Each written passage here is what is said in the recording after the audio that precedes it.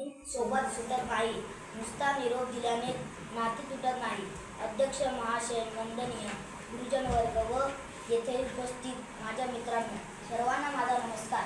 आज आपण सर्वजण या निरोप समारंभासाठी एकत्र जमलो आहोत. या दिवशी फक्त मीच नाही तर आपण सर्वजण खूप भावूक झालो आहोत. घेताना आज निरोप शाळेचा आले भरणीय डोळे. शाळेतील दिवस बनले स्मरणाच्या पुस्तकातील पाने.